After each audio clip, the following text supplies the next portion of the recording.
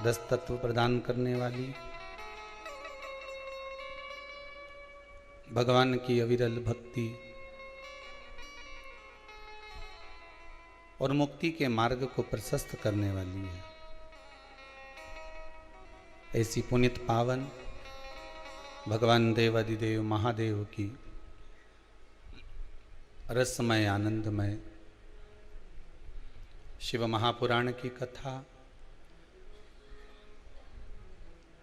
श्राद्ध पक्ष के इस पावन अवसर पर कोरोना महामारी में जो जीव शांत हो गए हैं,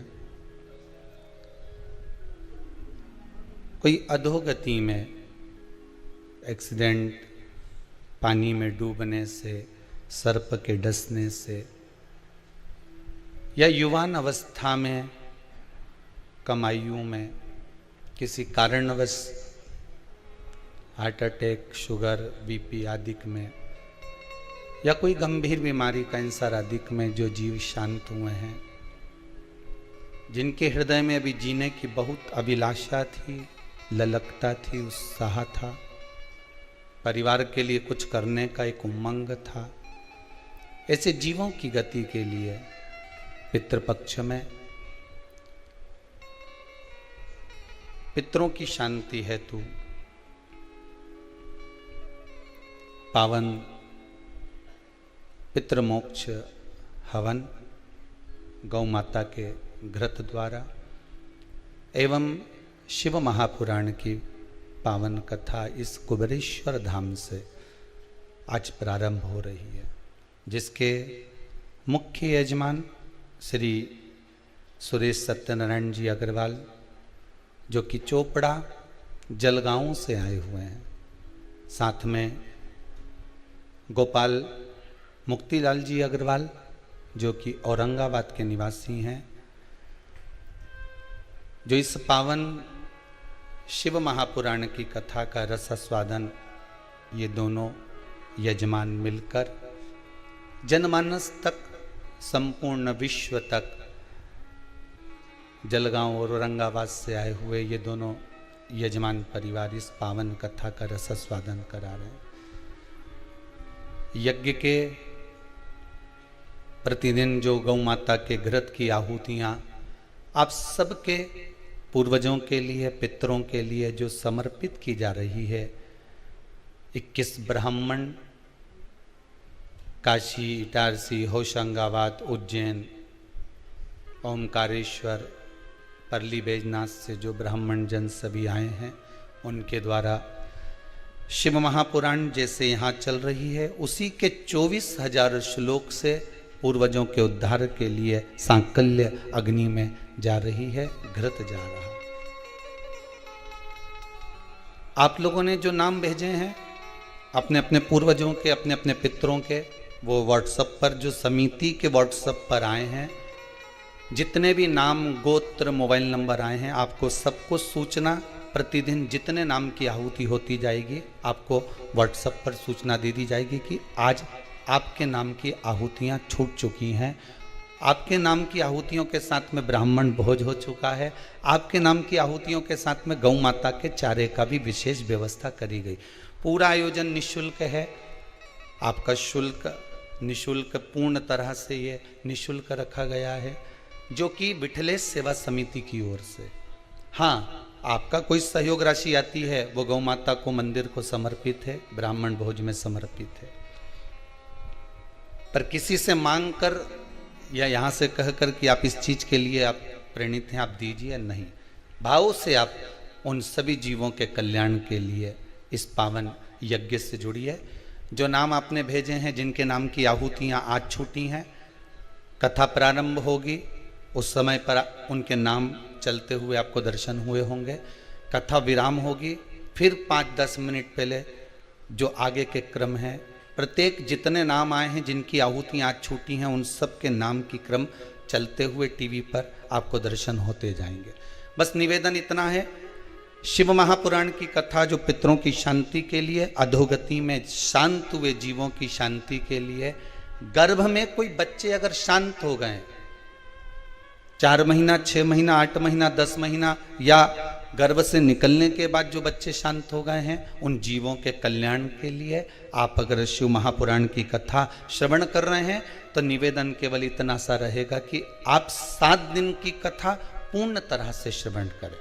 किसी को कथा का प्रसाद अगर बांटना है तो हम तो आपसे इतना ही कहेंगे कि जो लिंक आपके पास में आ रही है या जो कथा आप सुन रहे हैं, अपने रिश्तेदारों को भी फोन कर कर बोल दें कि 1 बजे से 4 बजे तक शिव महापुराण की कथा कुबेरेश्वर धाम से जीवों के कल्याण हेतु चल रही है। और एक निवेदन और, आप तो कथा में आ जाते हैं,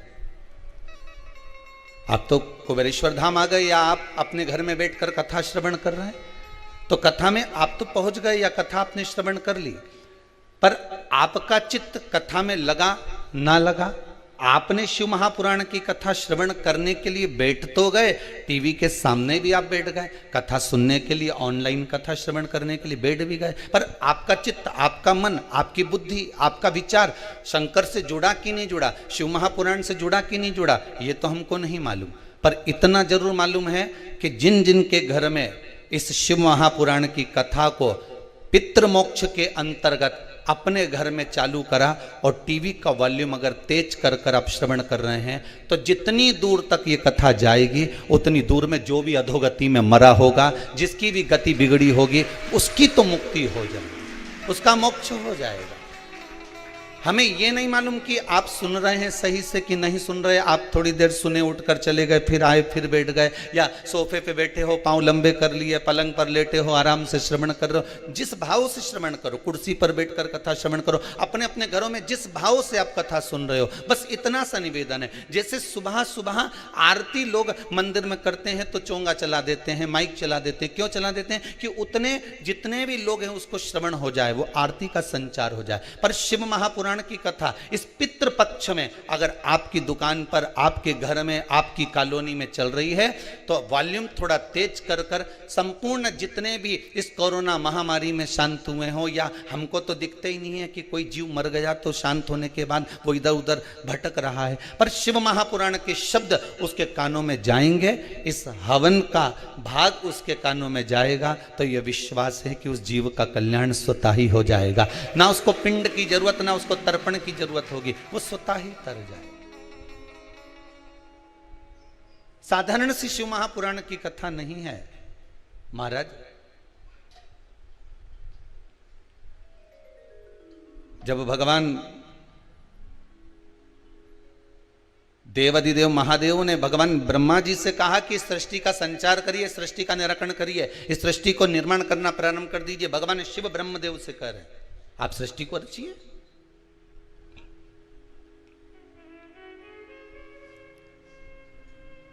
और ब्रह्मा जी ने सृष्टि की रचना करना प्रारंभ करी, तो विचार करा कि मैं पहले सृष्टि को रचूं तो रचूं कैसे, क्या बनाऊं। भगवान शंकर ने अपना अर्धनारीश्वर स्वरूप का दर्शन दिया है भगवान ब्रह्मदेव को। ब्रह्मा जी आधा पुरुष बना दो, आधा स्त्री बना दो। अब ब्रह्मा जी की बुद्धि में क्या बैठा? देखो, कथा कहने वाला व्यक्ति कथा कह देगा, माता पिता को जो शब्द कहना है वो माता पिता कह देंगे, घर के बुजुर्ग को जो शब्द कहना है वो घर के बुजुर्ग कह देंगे। पर आपकी बुद्धि कैसी है, आपका चित्त कैसा है, आपका विवेक कैसा है, आप कितना किस तरह से झेल रहे हैं, कितना किस तरह से ग्रहण कर रहे हैं, ये आपके ऊपर है। एक गिलास में पानी है, थोड़ा सा भरा हुआ, 2 व्यक्ति बैठे हैं, आपने एक से कहा ले साहब पानी पी लो, तो वो बोला ये आधा गिलास तो खाली है। फिर दूसरे के पास लेकर गए, ले साहब पानी पी लो, हाँ साहब लाई दीजिए। पर एक बात अच्छी करी आपने साहब कि आधा गिलास भर के लेके आए। जिसने लिया दूसरे ने, उसने कहा अच्छा हुआ आपने आधा गिलास भर के लेके आए। उसने पूछा क्यों? अगर पूरा गिलास भर के लेके आते तो झलक जाता तो मेरे कपड़े गीले हो जाते। अब एक व्यक्ति कह रहा है कि ये आधा गिलास खाली है, और दूसरा व्यक्ति कह रहा है कि आधा गिलास अच्छा हुआ तुम भर कर लेकर आए। इसमें अच्छा हुआ ये आधा गिलास भरा है, अगर मालूम पड़े पूरा भरा होता तो आधा तो झलक जाता, आधा तो गिर जाता। ये अच्छा हुआ कि आप आधा भर कर लेकर। गिलास वही था, पानी भी उतना ही था, पर व्यक्ति की सोच पर आधारित है। एक को खाली नजर आ रहा है, एक को भरा हुआ नजर आ रहा है। खाली नजर आने वाले को खाली ही दिखेगा, भरे नजर आने वाले को भरा ही दिखेगा। एक बड़ा सुंदर संवाद है महाराज जी। ब्रह्मा जी क्या विचार कर रहे हैं कि अर्धनारीश्वर स्वरूप का दर्शन दिया तो ब्रह्मा जी ने विचार कर लिया कि मुझे आधा पुरुष बनाना है, आधा स्त्री बनाना है। भगवान शंकर ने कहा था एक पुरुष बनाना, एक स्त्री बनाना। आधा आधा का मतलब है कि आधे ये बना तो आधे ये बना। पर उनकी बुद्धि में तो ये बैठ गया कि आधा आधा मिलाकर बना देना है। जितना हम ग्रहण कर रहे हैं, एक गुरु जी के 2 चेले भोजन करने के लिए गए। अब गुरु जी के चेलों ने भोजन करने के लिए जजमान क्या गए, और जजमान ने उनको भोजन कराया, बड़े प्रेम से जिमाया। दोनों चेले वापस आए। एक बड़ा प्रसन्न था, दूसरे का मुख उतरा था। गुरु जी ने पूछा क्या बात है, आपका चेहरा क्यों उतरा हुआ बेटा? चेला बोला बस गुरुजी पूछो ही मत। क्यों, जजमान ने दोनों में कोई दिक्कत दे दी क्या? इसका मन प्रसन्न है और इसका मन डाउन है, ये थोड़ा सा उतरा हुआ। तेरे को आसन अच्छा नहीं लगाया था क्या? नहीं, दोनों को एक जैसा आसन लगाया था। अच्छा, तो भोजन में अंतर था क्या? इसको ज्यादा खीर खिला दियो, तेरे को खीर कम दे दियो? नहीं नहीं गुरुजी, भोजन भी एक जैसा खिलाया। तो दक्षिणा कम थी क्या? नहीं नहीं गुरुजी, 2-2 रुपए दोनों को दिए। फिर दिक्कत क्या हुई बता? तो चेला बोला कि गुरुजी मेरा मुंह इसलिए उतरा है, मैं तो सेठ जी के यहां भोजन करने गया था तो मुझे लगा था कि सेठ जी 10 रुपया देंगे, पर उनने तो जम के तो बोलो 2 रुपए ही दिए। अच्छा, फिर गुरुजी ने पूछा दूसरे चेले से, ये बता तू इतना प्रसन्न क्यों है? अरे गुरुजी, मुझे तो लग रहा था कि सेठ जी इतना कंजूसड़ा है, इतना कंजूसड़ा है कि 8 आने से ज्यादा देगा नहीं या 1 रुपया से ज्यादा देगा नहीं। पर जब मैं भोजन करने गया और उसने 2 रुपए दिया नहीं, तो हमारा तो दिल प्रसन्न हो गया गुरुजी, इतना आनंदित हो गया कि मेरा मन प्रसन्नित हो गया। दोनों गए थे भोजन करने के लिए, दोनों को आसन लगाया गया, दोनों को भोजन कराया गया, दोनों को दक्षिणा दी गई। बस एक चेले के मन में थोड़ी आशा ज्यादा लग गई थी कि इतना मिलेगा, और दूसरे के मन में यह था कि थोड़ा भी मिल गया, अगर प्रेम से मिल गया और विश्वास से मिल गया, सत्यता में मिल गया, ईमानदारी का मिल गया, थोड़ा सा भी मिल गया तो ये मेरी जिंदगी संवार देगा। एक को 2 रुपए मिले, वो जिंदगी को संवारने वाले थे, और दूसरे को जो 2 रुपए मिले वो आशा इतनी लगा के बैठा था कि 10 रुपया मिलेगा, न ऐसा होगा न वैसा होगा। सब आस पर पानी फिर गया तो दिल दुख गया।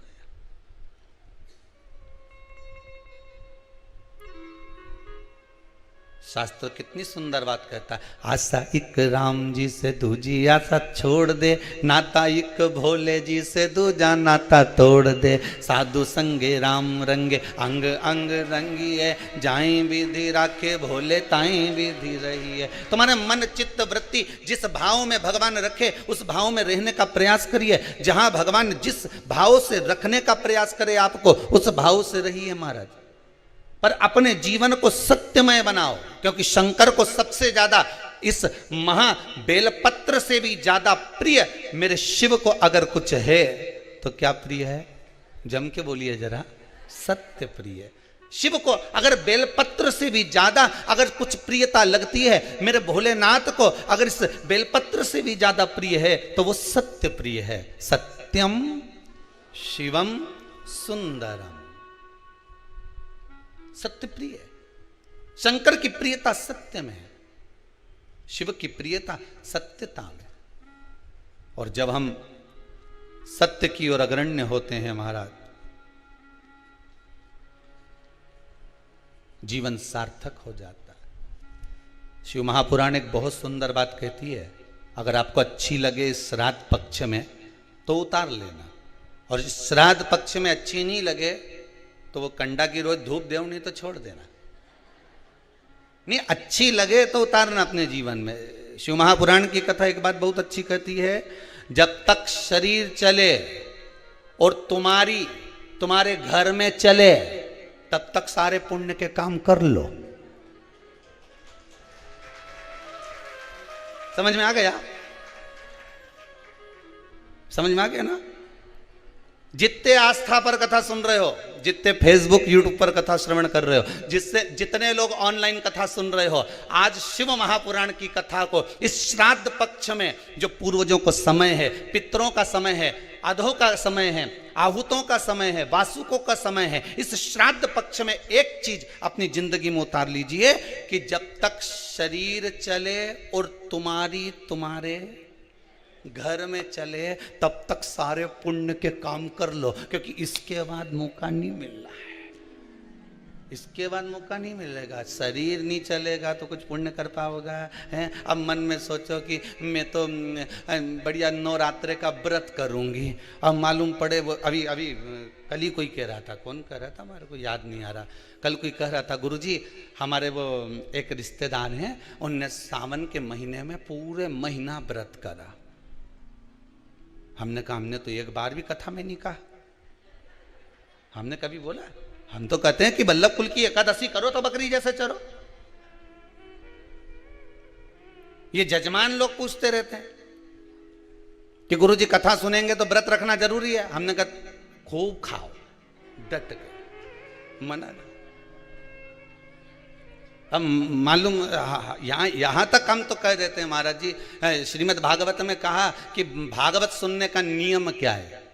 शिव महापुराण में ये वर्णन नहीं करा कि भागवत में वर्णन क्या कि श्रीमद् भागवत कथा श्रवण करने का नियम क्या है। तो कहा एक फल का सेवन करो, श्रीमद् भागवत कथा को पूरी सुनो। हम भी कहते हैं एक फल का सेवन करो, शिव महापुराण पूरी सुनो। इतने में काम नहीं चले तो एक समय फलहार करो। फरियाल नहीं बोला है, फरियाल एक अलग डिजाइन हो गई है, फलहार एक अलग डिजाइन हो गई। फरियाल में वो साबूदाने की खिचड़ी, बर्गर, चिप्स और मैं भूल गया राजगिरे की पूड़ी और खीर और आलू का हलवा, ये सब फरियाल में आ गया। फलहार में केवल फल का एक समय फलहार करो, पर शिव महापुराण की कथा पूरी सुनो। इतने में भी काम नहीं चले तो एक समय फलहार करो, दूसरी समय फरियाल करो। अब आई वही साबूदाने की खिचड़ी, अब आ गई फरियाल करो, पर शिव महापुराण की कथा जम के तो बोलो जरूर सुनो। इतने में भी काम नहीं चले तो एक समय फरियाल करो, फलार नहीं फरियाल करो, पर शिव महापुराण की कथा पूरी सुनो। इतने में भी काम नहीं चले तो एक समय फरियाल करो, दूसरे समय भोजन करो, पर शिव महापुराण की कथा जरूर सुनो। और अच्छे से सुन लो, इतने में भी काम नहीं चले तो दोनों समय भोजन करो, पर शिव महापुराण की कथा सुनो नहीं, जरूर सुनो। और इतने में भी काम नहीं चले तो कथा में जब जाओ तो टिफिन लेके बैठ जाओ, पर शिव महापुराण की कथा जरूर सुनो। पर कथा नहीं छोड़ना, अपन काय को कथा छोड़े। खाना न छोड़ा, पीना न छोड़ा, हरि भजन क्यों छोड़ दिया, जाना न छोड़ा, आना न छोड़ा, फिर सत्संग जाना क्यों छोड़ दिया। हमें कथा नहीं छोड़ना, कथा तो हम सुनेंगे चाहे कुछ भी हो जाए।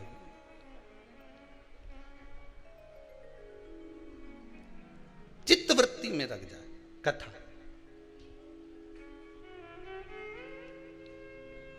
एक को भरा हुआ नजर आ रहा है, एक को हल्का नजर आ रहा है। हम कथा कैसे छोड़ दें? आप जिस भाव से श्रवण कर रहे हो, जिस भाव से आप सुनना चाहते हो, उस भाव से सुनो। नवरात्रि में गुरुजी हम भूखे रहकर कथा सुने। कहा हम वो कह रहा था कोई कि हमारे रिश्तेदार ने सावन का व्रत करा, कुछ नहीं खाया, फिर अब वो आपसे मिलने का कर। हमने कहा मिलना क्यों, ये तो बताओ। ना जाने कौन सी व्रत में ना जाने क्या खा लिया कि एक नाड़ी में कुछ ऐसा हो गया है, तो वो 2-3 दिन से हॉस्पिटल में पड़े। तो हमने कहा हमने नहीं किया था व्रत करो, हम तो के खूब चरो, खूब। अब मालूम पड़े तुम्हें शुगर बीपी और हम कह दे व्रत करो, 2-3 दिन तक तो कथा सुनोगे, चौथे दिन मालूम पड़े बीपी शुगर ऊंचा नीचा हो गया, तुम हॉस्पिटल में पड़े, कथा कौन सुनेगा? इसलिए तुम तो सुनो। कौन किस भाव से कथा रस तत्व को ग्रहण कर रहा है।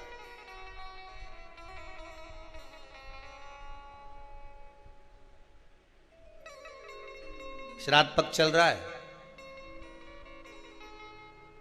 बस अपने जीवन में एक बात को अच्छे से उतार लेना, जब तक शरीर चले और तुम्हारे जम के तो बोलो घर में चले, तब तक सारे पुण्य के काम कर लो। यज्ञ, हवन, कथा, सत्संग, दान, पुण्य, संकीर्तन सब कर लो। नहीं तो इसके बाद जब शरीर नहीं चलेगा और तुम्हारे घर में नहीं चलेगी ना, तो छोरा से कहोगे बिठले सभा समिति में 500 रुपये डाल दे रे छोरा, ले 500 रुपये डाल दे। और बूढ़ी अम्मा ने कहा 500 रुपये कैसे डाल दूं, लो पहले 500 रुपये दो। ने छोरा के तुमने पर्स में से 500 रुपये निकाल के दिया, छोरा से कहा ये 500 रुपये ले और तेरे मोबाइल से या फिर बैंक में जाके वो 500 रुपये बिठले सेवा समिति में जमा कर। अब मालूम पड़े छोरा ने तो जमा करने की जगह करना था यहाँ कर दिया वही मैडम को। मैडम भी खुश, क्यों जी आज 500 कैसे जमा करा, कि डोकरी वहां भेज रही थी, मैंने यहाँ भेज दिया, अब तो जा।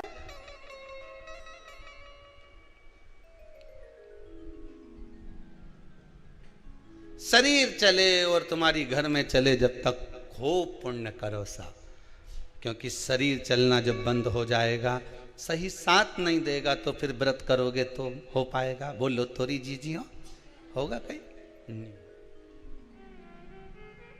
जितनी आस्था पे सुन रही हो बोलो तो सही है, हो पाएगा? नहीं। अभी नवरात्रे लगने वाले हैं, अभी श्राद्ध जाएंगे और माता जी बैठ जाएंगे। अब कोई कहे कि हम तो एक लौंग पे व्रत करें, कोई कहे कि हम तो केवल 1 गिलास दूध पीकर हम व्रत करेंगे, कोई कहे कि हम तो एक समय फलहार करेंगे। जैसा तुम्हारा शरीर सधे उसको साध लो।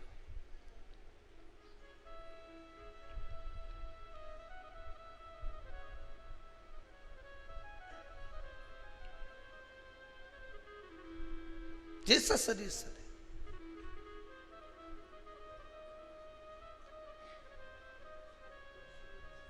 एक जंगल में शेर 14 दिन तक भूखा था। कितने दिन? जम के बोलिए। 14 दिन तक भूखा था। एक संत के पास सूचना आई कि 14 दिन से शेर भूखा है। संत ने कहा अब इसको तो भगवान मिल जाएगा, ये पक्का है। कुछ नहीं खाया। 20 दिन निकल गए। संत को लगा कि इतना दिन इसने अन्न नहीं खाया, भाग ग्रहण नहीं करा, मांस नहीं खाया, फिर इसको भगवान क्यों नहीं मिला? तो भगवान से पूछा संत ने, ये बताओ कि शेर भूखा था तो तुमने इसको दर्शन क्यों नहीं दिया? भगवान बोले दर्शन तो दे देता था, परंतु ये शेर मेरे लिए भूखा नहीं था, ये रोज भूखा रहता था, खाने के चक्कर में ढूंढता रहता था कि कुछ खाने का मिल जाए, पर इसको खाने का नहीं मिला, भूखा रहना पड़ा। शास्त्र कह रहा है, बड़ा सुंदर चरित्र। इस मन को भगवान में लगा। तुम सोचो कि भूखे रह जाओगे तो भगवान मिल जाएगा। भगवान के भूखा रहने से मैं नहीं मिलता, मैं तो तेरे भीतर की जो काम, आसक्ति, तृष्णा, लोभ, विषय, वासना, झूठ, प्रपंच, छल, ये सब तू जब समाप्त कर देगा मैं मिल जाऊंगा।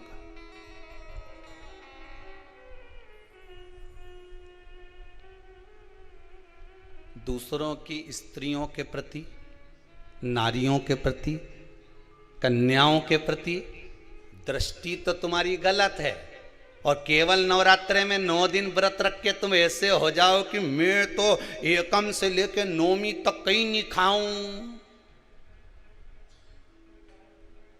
केवल नवरात्रे में ये उसी में कहा है कि सावन के महीने में त्रिपुंड लगा लिया, सावन के महीने में व्रत रख लिया, सावन के महीने में दाढ़ी बढ़ा ली, बाल बढ़ा लिया और सोचा कि मुझे शंकर जी मिल जाएगा। शंकर जी के या बरसाती मेंढा कौन के मैं अच्छे से पहचानू रे? भोलानाथ जी भी कहें इनके बरसाती के मेंढक कौन मैं पहचानू, ये बरसात में ही निकले केवल, उसी तरह सावन में नजर आए। तो ये ढोंग और प्रपंच भगवान को प्रसन्न नहीं है। भगवान को प्रियता निर्मल मन सो मोहि पावा, मोहि छल छिद्र कपट ना भावा। भगवान को प्रियता क्या है? केवल एक निर्मलता का स्वभाव, निर्मलता का मन, चित्त, वृत्ति, तुम्हारा अच्छा भाव। भगवान को ये नहीं चाहिए कि तुम भूखे कितने हो, भगवान ये नहीं देखता कि तुमने कितने समय तक तप करा, भगवान तो ये देखता उस तप में तुमने मेरा ध्यान कितना करा। माता जी का अगर व्रत कर रहे हो तो तुम कितनी देर माता की स्तुति कर रहे हो, तुम कितनी देर भगवान का भजन कर रहे हो, तुम कितनी देर भगवती स्मरण कर रहे हो। मालूम पड़े स्तुति करी कुछ नहीं और व्रत बहुत लंबा रखा, भगवान कैसे मिलेगा? साल भर, पूरे वर्ष भर नारियों को, स्त्रियों को, अन्यों को निहारते रहे और सबके लिए गलत सोचते रहे। और मालूम पड़े नवरात्रे में मैंने 9 दिन व्रत रख लिया, अब 10वें के दिन कौन छोड़े? एकादशी का व्रत और करूंगा, फिर 12 के छोड़ूंगा। कहीं कहीं का ऐसा भी भेरू है। उस चित्तवृत्ति में तुमने भगवान को कितना रिझाया? तुम करो व्रत, खूब करो, डट के करना। तुम दान करो, डट के करो, कोई दिक्कत नहीं। तुम कमाई करना तो भी डट के करना। तुम्हें जो करना है अच्छे से करो, दिल से करो। पर जितने दिल से तुम कमाई करते हो, जितने दिल से तुम दूसरा कार्य करते हो, उतने दिल से अगर आप व्रत कर रहे हो तो उस व्रत में उतने ही दिल से भवानी का स्मरण भी करना, शंकर का अनुमोदन भी करना, राम और कृष्ण का भजन भी करना, भगवत भक्ति में उतना डूबना जिससे परमात्मा तुम्हें प्राप्त हो जाए।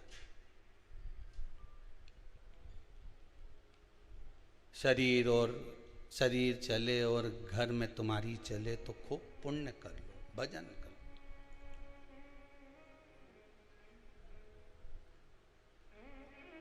कईयों की तो टीवी देखते समय टीवी के सामने ही नहीं चले। दादी रिमोट दे दे मेरे को, अभी मेरा डोरेमोन आ रहा है, रिमोट दे। दादी के एक दूनी धर के सियोर वाला महाराज आई रिया चला दे, बता पितर मोक्ष कथा वाची रिया तू डोरा मोहन देखी रिया, दे इधर। वो गया और उसने नहीं दिया, दादी ने रिमोट, तो मैं टीवी के पास पहुंच कर खटका ही बंद करिया। ले देख ले, अब देख। अब दादी भी ऐसी, मैं टीवी के बाजू में बैठी खटका चालू करके, अब आ तू।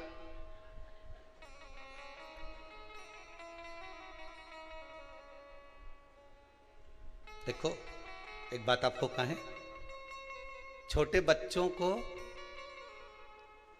उपहार बड़ा प्रिय लगता है, लगता है ना? कुछ चीज दोगे, गिफ्ट दोगे, बड़ा प्रिय लगता है। और बच्चों ने कुछ मांगा, उपहार तुम कुछ नहीं दे पाए तो बच्चा रोएगा कि नहीं रोएगा? अरे बोलो तो जम के।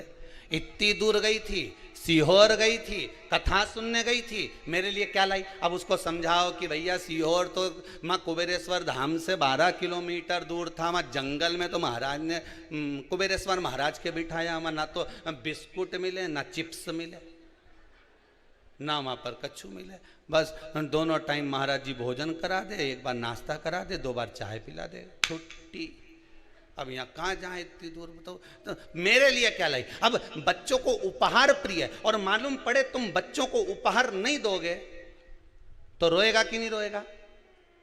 अगर उपहार तुमने कोई चीज देना चाहिए और बच्चे को नहीं दी तो वो रोएगा, पर जो उसके हित में होगा वही तो तुम दोगे। बोलो तो सही, जो अहित का होगा वो दोगे क्या? एक बात अपनी जिंदगी में उतार लीजिए,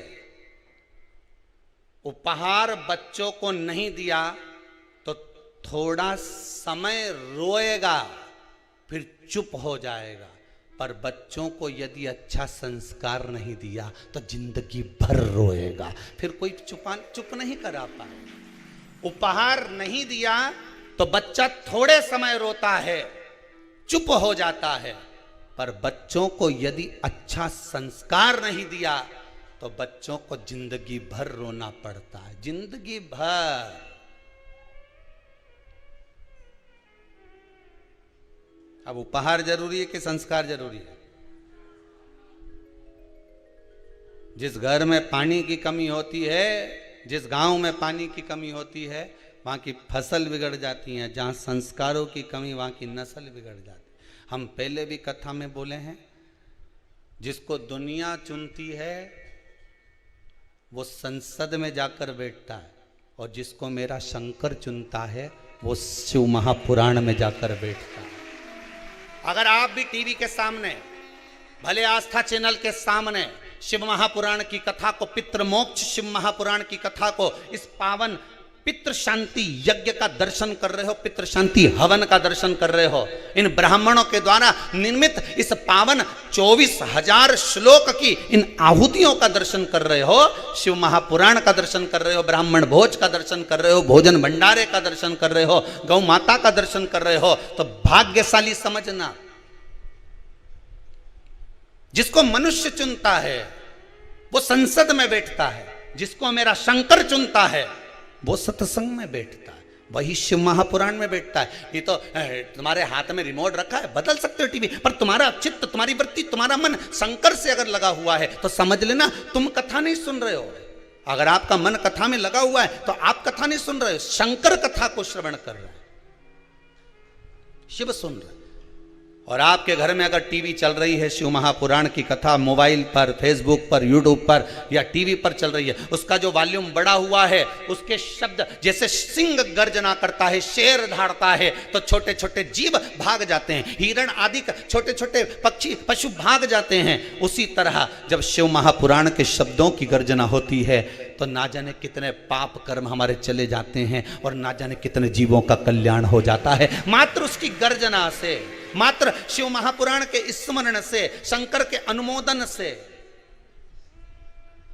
ब्रह्मा जी ने केवल एक उनकी चित्त वृत्ति से विचार कर लिया, ब्रह्मदेव ने।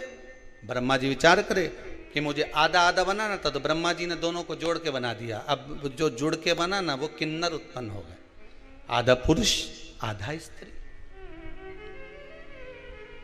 भगवान विष्णु जब भगवान देवाधिदेव महादेव के साथ निकले, भ्रमण के लिए आए, उनने देखा किन्नरों को देखकर भगवान विष्णु को हंसी आ गई। भगवान शंकर को अच्छा नहीं लगा, प्रभु ये आपने गलत कर दिया, आप हंसे क्यों इन पे? कि भगवान विष्णु बोले भगवान महादेव जी से, आपने बोला था सृष्टि को रचने के लिए, आपने कहा था आधा पुरुष बनाना आधा स्त्री बनाना, ब्रह्मा जी ने दोनों को भेला करके बना दिया। अभी आपको कथा में कहा, जिसकी बुद्धि में जैसा होगा कथा वैसी मिलती है। आप अच्छा सोचकर कथा सुनोगे तो आपको अच्छी मिलेगी। आपने कथा में अगर बैठे हो और बुराइयां छाटना चालू कर दी कि महाराज जी ने क्या बोला, क्या नहीं बोला, क्या करा, क्या नहीं करा, तो तुम केवल बुराई छाटने बैठे हो तो बुराई ही मिलेगी।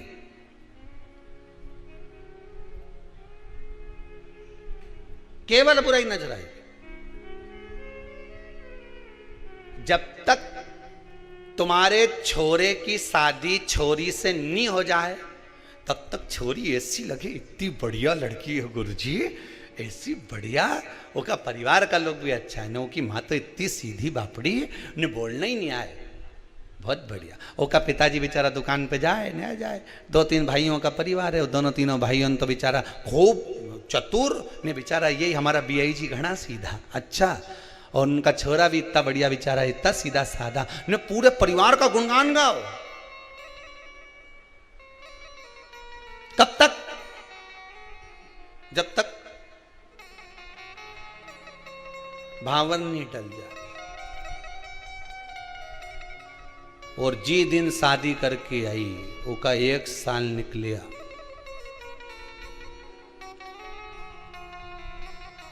उसके बाद तो मोबाइल पे बात करने की भी डिजाइन बदल।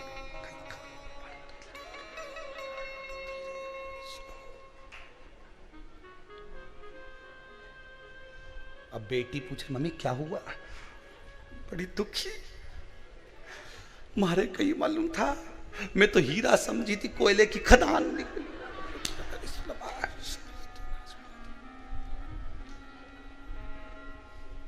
ऐसो कोई नहीं रे, या हीरा को परखियो राम, कोई नहीं रे।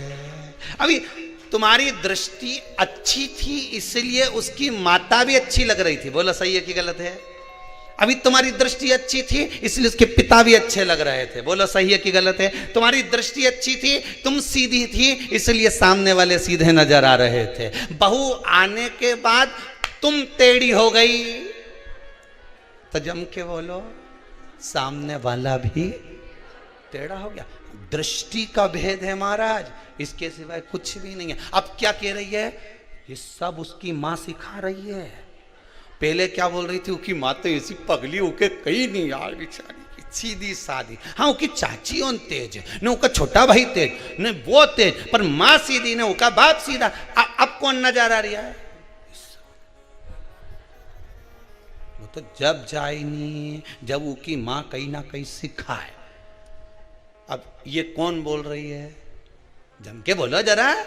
सास बोले तो हम सासू से ये पूछें, ईमानदारी की बात बताओ, दृष्टि का भेद है।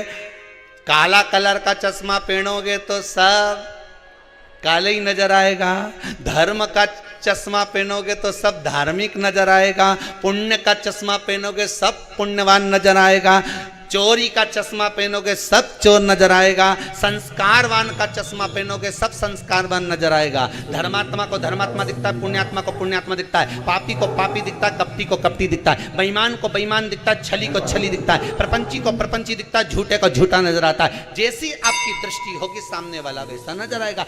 आप टेढ़े हुए तो सब जम के बोलो टेढ़े नजर आने लगे। आप बुराई देखना बंद कर दो। हमारी बहू जैसे पहले बोलती थी ना, इतनी बढ़िया है, इतनी बढ़िया, सब बढ़िया है, सब आनंद है, सब चीज में। अब अच्छा देखो तो सरी।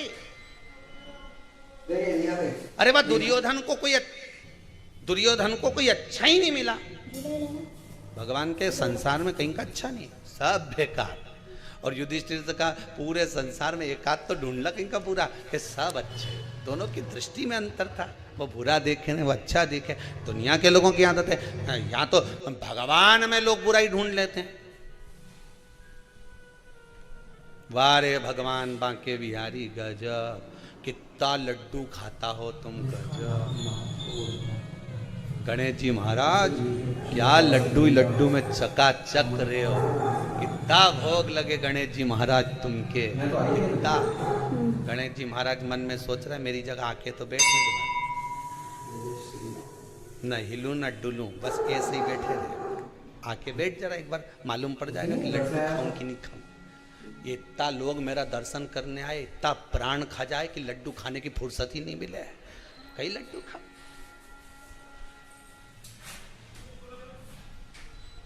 तू आ तो सही है, हमारी जगह बैठ के तो देख।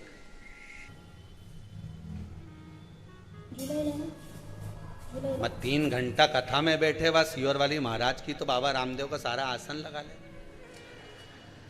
तो और मेरे से के गणेश जी तुम सुखी, गणेश जी के महाकाय का सुखी, मैं तो बैठा बस सूंड लगाई। और उनने तो बस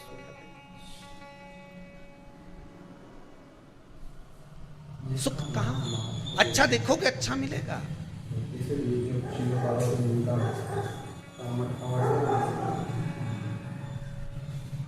कितना खर्च करने के बाद भी सुख का अनुभव नहीं होता। शादी में कितना खर्च करते हो? 2-4-5 लाख रुपए तो बड़ी बड़ी शादियों में तो 50-50 लाख खर्च हो जाता है, 5-10 लाख खर्च हो जाता है। सब आइटम जोरदार जोरदार बनना चाहिए, गुलाब जामुन, इमरती, भजिया, पकोड़ा, मीन चाउमीन, ये और ये और पानी पतासा, और ये सब तैयारी खूब जोरदार करी। गरम की गरम माल खिलाया, बीआई जी के खूब जोरदार खिलाया। और कहीं कथा सत्संग में जाओ, ठंडी पूड़ी मिले, बोलो जम के खाओ कि नहीं खाओ, उसमें भी क्या जोरदार भोजन बना साहब। भगवान का प्रसाद में तो आप रूप स्वाद आ जाए। तो यही स्वाद में शादी में क्यों नहीं आए? लाखों रुपए खर्च करे, कितना खर्चा करा,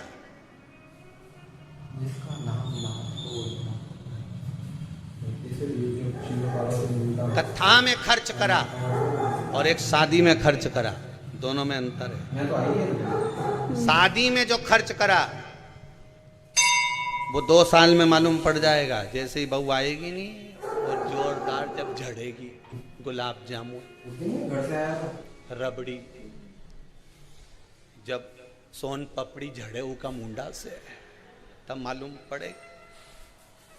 और एक कथा में जब खर्च करा, कथा में तुमने जो खर्च करा, इतने लोग तुम्हारे दान से, पुण्य से, ये जो लोग ऑनलाइन कथा श्रवण कर रहे हैं अपने पूर्वजों के लिए, जो ब्राह्मण भोज के लिए, गौ माता के लिए, मंदिर निर्माण के लिए जो दान देते हैं, जो तुमने पुण्य करा, दान करा, सत्कर्म करा, कथा में कहीं खर्च करा, और वो खर्च करा हुआ जो तुमने शादी में खर्च करा ने वो झड़े, और यहाँ जो खर्च करा वो यहाँ नहीं झड़े, वहाँ ऊपर जाके झड़े। स्वयं पितृ देवता झड़ते हैं, स्वयं हमारे घर के पूर्वज, हमारे घर के पितृ, हमारे घर के आहूत, हमारे घर के वासुक के धन्यवाद देते हैं कि मेरे घर का पोता, मेरे घर का बेटा, मेरे घर की बहू, मेरे घर का परिवार का व्यक्ति शिव महापुराण की कथा करवा रहा है, सुन रहा है, दान कर रहा है, पुण्य कर रहा है, सत्कर्म कर रहा है। मेरे घर के बच्चे इस पितृपक्ष में शंकर की कथा का अनुमोदन कर रहे हैं, जिससे मेरा कल्याण हो रहा है, मुझे कुछ प्राप्त हो रहा है।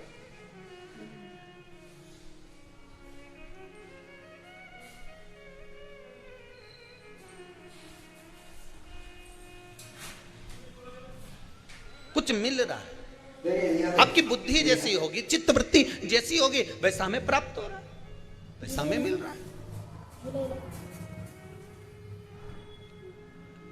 अच्छा, एक बात तो समझ में नहीं आए मेरे को कि ये अभी तो अपन फिर भी समझ जाएगा, जो अभी की पीढ़ी है ना, ये तो समझ जाएगी कि एकम का श्राद्ध, ने द्वितीया का श्राद्ध, ने तृतीया का श्राद्ध, ने चतुर्थी का श्राद्ध, ने पंचमी का श्राद्ध। पर इनके जब अंग्रेजी स्कूल में पढ़ा देंगे और ये जब आप विदेश में नौकरी करने जाएंगे तो कहीं तुम्हें याद करें? अरे बोलो तो सही, निपटा हुआ इनके कौन याद करेगा कि हमारा पिताजी एकम के गया थे, काका जी ने दूज के गया था, तीज के गया था। अब तुमको अपनी पत्नी के भी देखी, वो दूज का श्राद्ध है हमारा दादाजी का, तो पत्नी बोले कहाँ की दूज, और बोल भी मत देना दूध, नहीं तो वो दूध, तुम दूज बोलो वो दो छे, वो कहाँ की दूज, मैं तो पहचानू ही नहीं है दूज के। पति बोले फर्स्ट, सेकंड, हाँ, तो ये सेकंड कब सेकंड, तो पति के समझाए शुक्ल पक्ष का कि कृष्ण पक्ष का कि ऐसा के। अब पढ़े लिखे बच्चों को कौन समझाएगा कि ये दूज है कि तीज है। इसीलिए कथा कह रही है, शरीर चले और तुम्हारी घर में चले, तब तक पुण्य कर लो दादा, भी तो सेकंड और फर्स्ट में फंसा देंगे।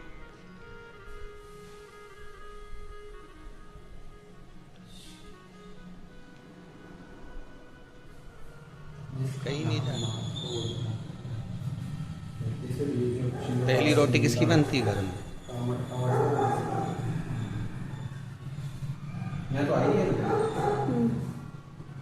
पर जिसके यहाँ बहुत जल्दी है, नहीं मेरे को जाना, जल्दी रोटी बना, उन्होंने कहा भी बना के ले दो पराठा, तो पहले नंबर का पराठा ही ले जाके दे दिया।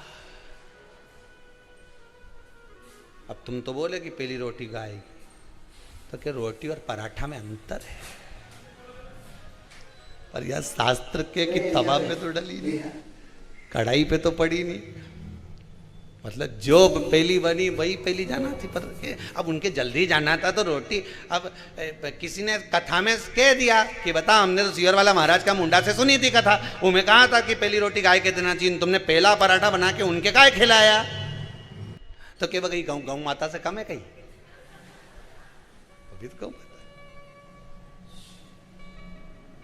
पहली रोटी गाय,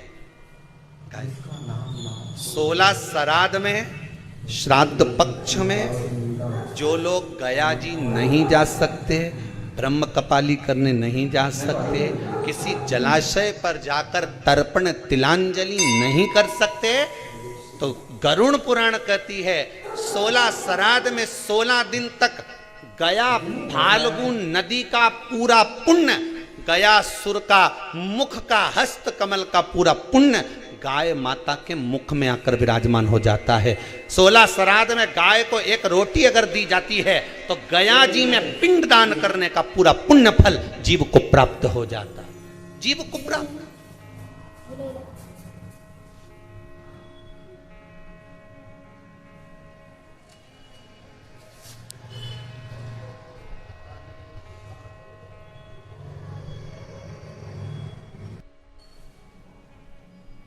पूरा पुण्य प्राप्त हो जाता है। अगर गया नदी नहीं जा सकते, फाल्गु पर नहीं जा सकते, गया का पिंड करने नहीं जा सकते, दो चीजें अपने जीवन में उतार लीजिए। एक 16 श्राद्ध में हमें गाय को रोटी देना है, खूब तला हुआ, खूब पका हुआ, खूब घी में या तेल में तरबतर गौ माता को नहीं देना। उसका कारण क्या है वो भी समझ लीजिए। रोड पर कॉलोनियों में जो गाय घूमती हैं, इन रोड पर कॉलोनियों में घूमने वाली गाय जगह जगह पर पॉलीथीन वगैरह खा लेती है। बोलो खाती कि नहीं खाती? पॉलीथीन जब गाय खाती है तो उसके पेट में जम जाता है, उससे गाय के पेट में कैंसर हो जाता है। उसको तुम अच्छा पदार्थ खिलाओगे तो गाय हो सकता है कि बीमार पड़ने लगे। इसलिए ज़्यादा घी का, तेल का कोई पदार्थ गौ माता को ज़्यादा ना दीजिए। इसलिए हमने जैसे आपको कहा कि निःशुल्क पितरों की शांति के लिए जो कोरोना में शांत हो गए उनके लिए ये यज्ञ रखा है, हवन रखा है। हमने तुरंत आशीष जी को, समीर जी को ये बात कही कि एक काम करो, साथ में हवन तो चल ही रहा है, थोड़ी सी लापसी तैयार करो। और लापसी तैयार करके गौ माता को प्रतिदिन जो जो शांति में उनके निमित्तार्थ थोड़ा थोड़ा सा गौग्रास ही जाए पर जाना चाहिए। एक हवन वो जो अग्नि में सांकल्य छोड़ी जा रही है, जो गाय का घी छोड़ा जा रहा है और पितरों को मिल रहा है, और दूसरा गौ माता के 16 दिन तक 16 श्राद्ध में मुख में गया क्षेत्र रहता है। गया जी और ब्रह्म कपाली के पिंड का दान पुण्य अगर कहीं प्राप्त करना है तो गाय के मुख में मिलेगा। गाय के क्यों दी जाता है कौवा को भोजन? श्राद्ध पक्ष में कौवे को भोजन क्यों दिया जाता है? क्यों छत पर ले जाकर रोटी का टुकड़ा डालते हैं? काशी, कांची, अवंतिका, अयोध्या आदि जितने पावन क्षेत्र हैं, जगन्नाथ, द्वारका, रामेश्वरम, बद्री नारायण, जितने जितने पुण्यशाली क्षेत्र हैं, मथुरा आदि जितने, वृंदावन आदि जितने पुण्य क्षेत्र हैं, शिव महापुराण की कथा में, स्कंद पुराण में लिखा है कि जितने पुण्यशाली क्षेत्र हैं, सारे पुण्यशाली क्षेत्र, चाहे चित्रकूट हो, अयोध्या हो, काशी हो, उज्जैनी हो, त्र्यंबकेश्वर हो, जितने पुण्यशाली क्षेत्र हैं, सारे पुण्यशाली क्षेत्र में पिंडदान होता है। बोलो मालूम है कि नहीं आपको? मालूम? सब दूर तर्पण होता है, सभी जगह पिंड होता है, सभी जगह तर्पण होगा, पिंड होगा। तो श्राद्ध पक्ष में तुम इतनी सारी जगह जाकर तर्पण कर सकते हो क्या? जम के बोलिए। नहीं कर सकते। इतनी सारी जगह जाकर पुण्य कर सकते हो क्या? नहीं कर सकते। इतनी सारी जगह जाकर तुम ब्राह्मण को भोजन करा सकते हो क्या? नहीं। इतनी सारी जगह जाकर ना पिंड दे सकते, ना तर्पण कर सकते, ना पुण्य कर सकते। अब ये 16 दिन में इतने तीर्थ कितने हजारों में तीर्थ, इतने तीर्थ में जाकर कहां पुण्य करोगे, कहां पिंड दोगे? तो उसका एक निर्णय निकाल दिया कि पितरों के देवता आर्यमा कौवे पर बैठते हैं। काय पे बैठते हैं? कौवे पर। तो एक काम करो, जब हम पितरों के देवता आर्यमा कौवे पर बैठकर पितृ लोक से 16 दिन जब भ्रमण के लिए निकलते हैं तो घूमते हैं, तो क्यों ना एक काम करें कि कौवे के लिए भोजन छत पे डाल दें। हमारे छत का कौवा जब अन्न का भाग ग्रहण करेगा, पितरों के देवता को बिठाकर जब घूमने के लिए निकलेगा, तो जहां जहां घूमने जाएगा, जब जब बीच में कोई तीर्थ पड़ जाएगा, तो वहां के पिंडदान का फल हमको मिल जाएगा। इसलिए कौवे को भोजन कराया जाता है।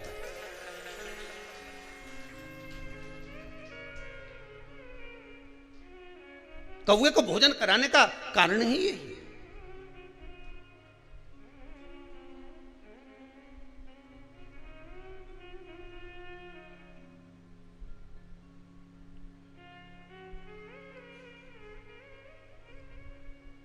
अभी गणेश जी विसर्जन हुए, गणेश जी को जल में विसर्जन किया, तो आपके मन में एक प्रश्न तो खड़ा होगा, आया तो होगा कि गणेश जी के 10 दिन तक बिठाओ, नित्य पूजन करो, ने पाठ करो, ने अर्चना करो, ने 10वें दिन इनके विसर्जन कर दो, और वो भी पानी में कर दो।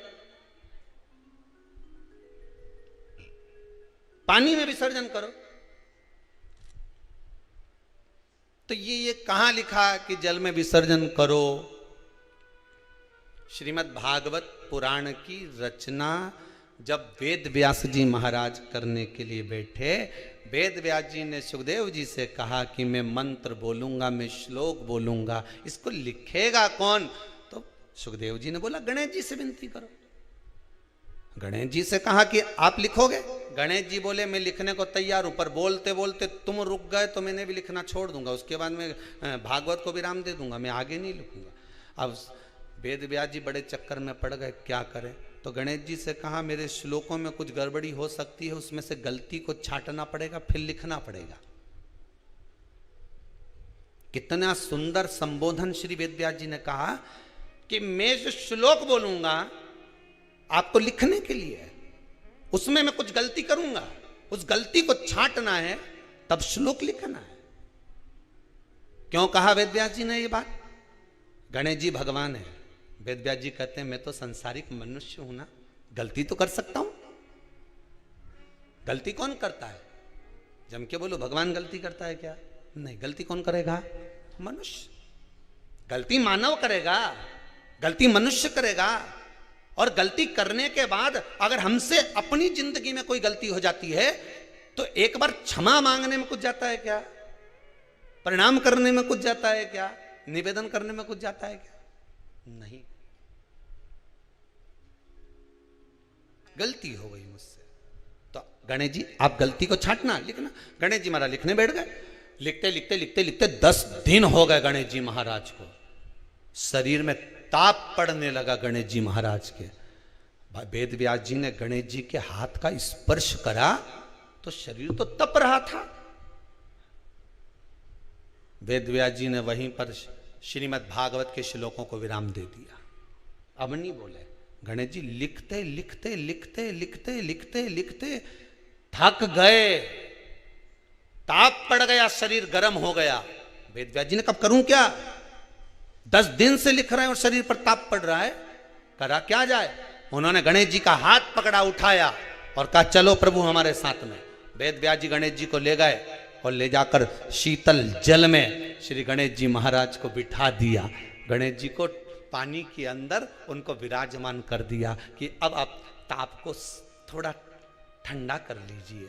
शीतल जल में बिठाया। उस दिन से नियम हो गया कि 10 दिन गणेश जी बैठते हैं और फिर उनका विसर्जन होता है पानी के अंदर, जल के अंदर,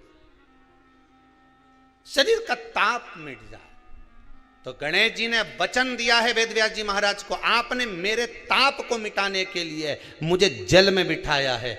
जो मुझे जल में विसर्जन करेगा मेरा ताप तो मिटेगा ही, साथ में जो मुझे जल में विसर्जन करेगा उसके जीवन के भी ताप को मैं मिटा दूंगा, उसके जीवन के ताप को मैं मिटा दूंगा।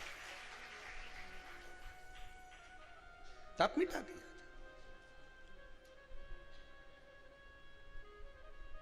पर करो गणेश जी का विसर्जन, मना नहीं है हो, पर अच्छे से करो रे हो। अब मैं छोरा छोरियों तो निशाना लगाए, वो हमारा गणेश जी जई रिया, वो हमारा सबसे आगे पहुंचा तो इधर वाला ने इधर से फेंका, हो गया। ये हमारे धर्म की हंसी उड़ा रहे हैं, ये हमारे धर्म की हंसी है।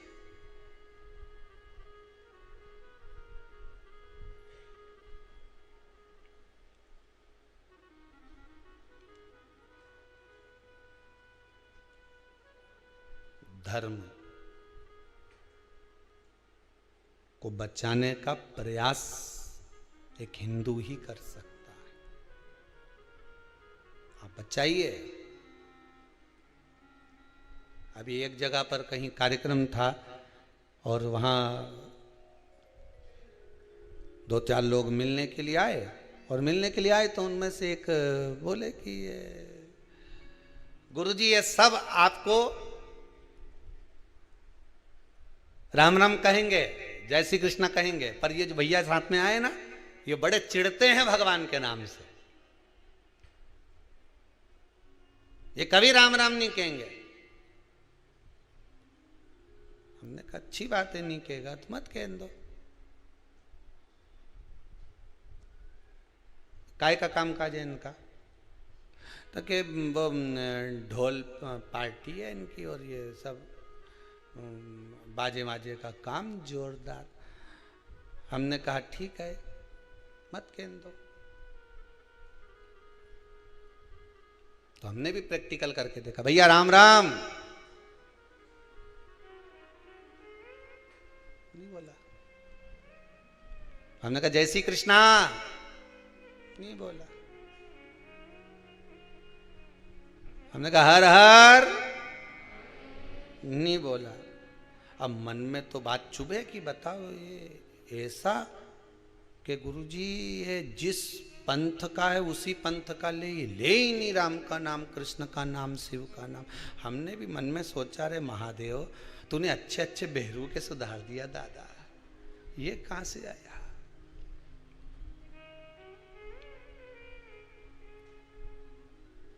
अब अभी गणेश जी का विसर्जन था,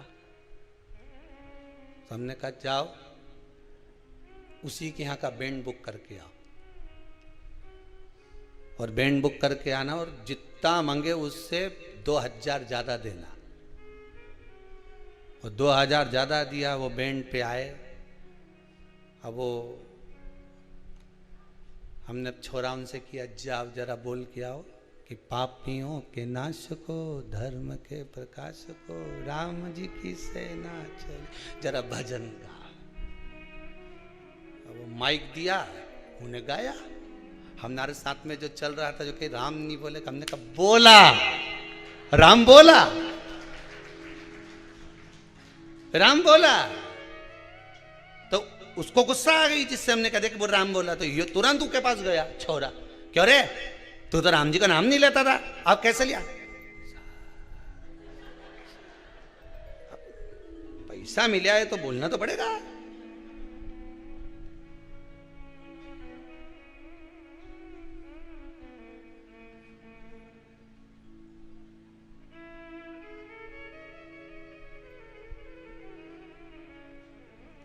पूरी दुनिया धन रुपया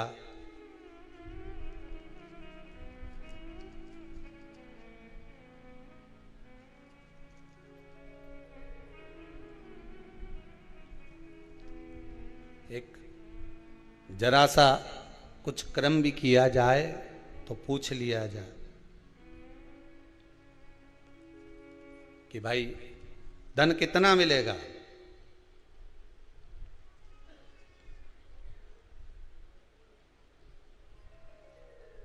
कितना प्राप्त होगा।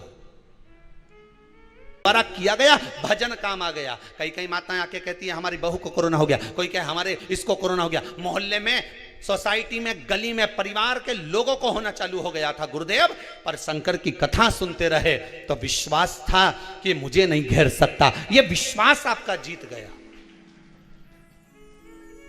धन सब जगह पर काम आ सकता है, पर धन मृत्यु की सैया पर काम नहीं आता। वहां केवल तुमने जो शिव महापुराण की कथा सुनी है, तुमने जो दान करा है, तुमने जो पुण्य करा है, तुमने जो सत्कर्म करा है, तुमने जो भजन किया है, जो तुम यहां आकर, ये कई माताएं अभी श्राद्ध पक्ष में जो कथा चल रही है, यहां आकर कहीं बर्तन की सेवा दे रही, मांजने में, कहीं भोजन बनाने में सेवा दे रही, कहीं कोई सेवा दे, कोई कई सेवा दे।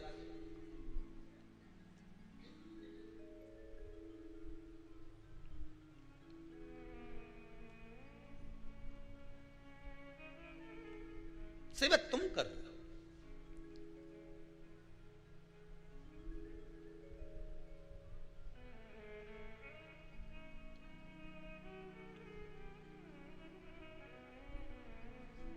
कहा कार्यकर्ताओं ने कहा गुरुजी भोजनशाला में 1-2 हलवाई और बढ़ाई लो ने, कोई आए तो जिमाने में काम आ जाए, ने 2-4 खाना परसने के लिए भी आदमी धर लो। हमने कहा फिर ये बाकी का सबके खाने आएगा कि हमारी ये कई लगन पत्रिका में आया? तुम ही बनाओ, तुम ही खिलाओ और तुम ही खाओ। किसके दरवाजे पर आए हो? यहाँ सियोर वाला महाराज के यहाँ नहीं आए हो तुम, इतना ध्यान रखना। तुम अपने अपने पूर्वजों को पार लगाने के लिए आए हो, शिव महापुराण की कथा सुनने आए, यज्ञ का दर्शन करने आए, 2 आहुतियाँ यज्ञ में पटकने आए, तो तुम ये सियोरवाला महाराज के यहाँ केवल तुम आए हो तो शंकर जी के दरवाजे पे आए, उसका एक एक कंकर शंकर है। तुमने जो पुण्य करा, दान करा, सत्कर्म करा, सब तुम्हारे लिए करा। तुमने अगर यहाँ बर्तन भी धो दिए तो ना जाने कितने नरक धो दिए तुमने, ये तो विचार करो, कितने पार लगा दिए। अगर तुम ब्राह्मणों को भोजन करा रहे हो, दक्षिणा दे रहे हो, दान दे रहे हो, तुम कर रहे हो, हमारे लिए नहीं, अपने लिए। फिर वही वाली बात आ गई ने, शरीर चले और जब तक तुम्हारी नहीं तुम्हारे घर में चले, दूसरे के घर में मत चला देना दादा।